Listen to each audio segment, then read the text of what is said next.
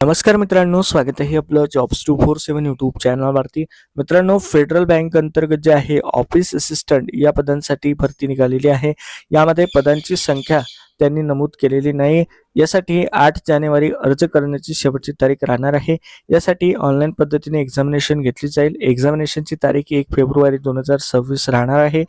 Education क्वालिफिकेशनची माहिती खाली दिली आहे. दिनांक 1 डिसेंबर 2025 रोजी तुम्ही किमान 10वी पास असणे गरजेचं आहे. यामध्ये जर तुम्ही ग्रॅज्युएशन पास आउट झालेले असाल तर तुम्ही या ठिकाणी अर्ज करू शकत नाही. म्हणजे ग्रॅज्युएशनच्या पेक्षा कमी शिकलेले उमेदवार त्यांना गरजेचे आहे.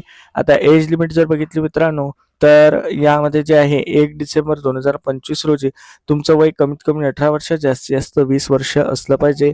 एजमध्ये 5 वर्षाचं रिलॅक्सेशन लागू राहील.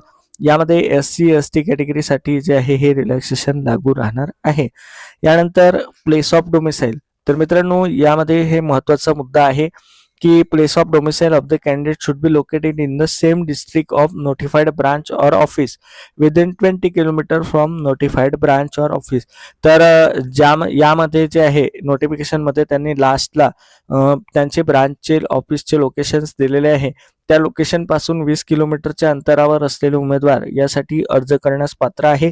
इतर उमेदवारांनी अर्ज करायचा नाही, कारण येथे जे आहे त्यांनी अट दिलेली आहे प्लेस ऑफ डोमिसाईलची. तर त्यामध्ये तुम्ही त्या परिक्षेत्रातील रहिवासी असलेले उमेदवारच यामध्ये अर्ज करू शकतात असं त्यांनी दिलेलं आहे.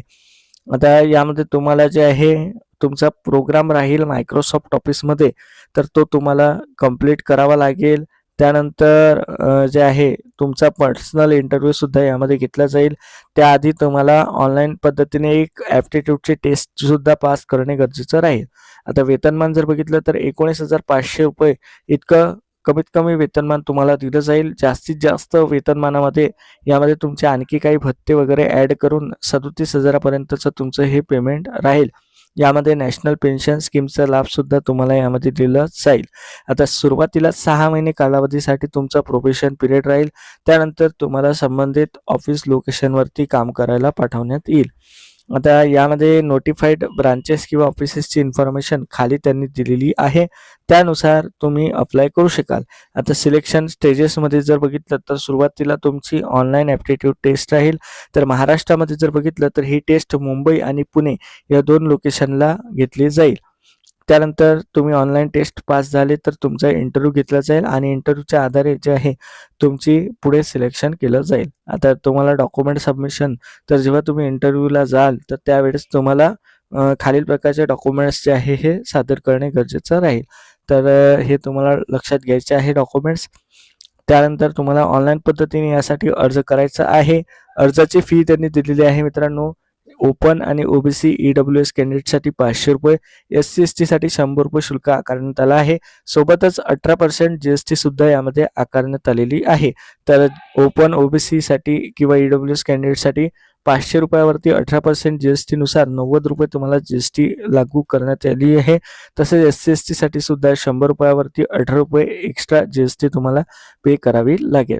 त्यानंतर हे फीज जी आहे ही तुम्हाला ऑनलाईन पद्धतीने पे करायची आहे.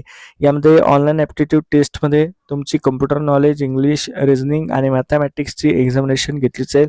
यामध्ये प्रत्येक सब्जेक्टचे 15-15 प्रश्न विचारले जातील. एकूण 60 प्रश्न राहतील 60 मार्क्ससाठी आणि 60 मिनिटाचं टायमिंग राहील. म्हणजे एक प्रश्न 1 मिनिटामध्ये तुम्हाला सॉल्व्ह करायचा आहे.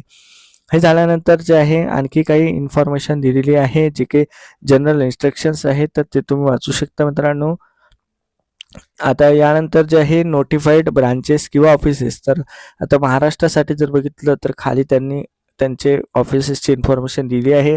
यामध्ये कोल्हापूर आहे, मुंबई आहे, त्यानंतर मुंबई सबअर्बन रिजन आहे, पुणे आहे, रायगड आहे, ठाणे आहे. या ठिकाणचे जे काही रहिवासी किंवा जवळपासचे उमेदवार असतील तर ते यामध्ये अर्ज करू शकतात. यामध्ये नोटिफिकेशनमध्ये क्लिअरली मेन्शन केलं आहे की त्या जिल्ह्याचे रहिवासी असलेले उमेदवारच यासाठी अर्ज करू शकतात. तर अशा प्रकारे जे आहे मित्रांनो ही फेडरल बँक अंतर्गत जे आहे ही रिक्रुटमेंट निघालेली आहे. जर तुम्ही यासाठी इच्छुक असाल, एलिजिबल असाल तर जरूर अप्लाय करा. व्हिडिओ आवडला असेल तर लाईक करा, शेअर करा, चॅनलला सबस्क्राईब करा. भेटूया अशाच एका नवीन अपडेट सोबत. धन्यवाद.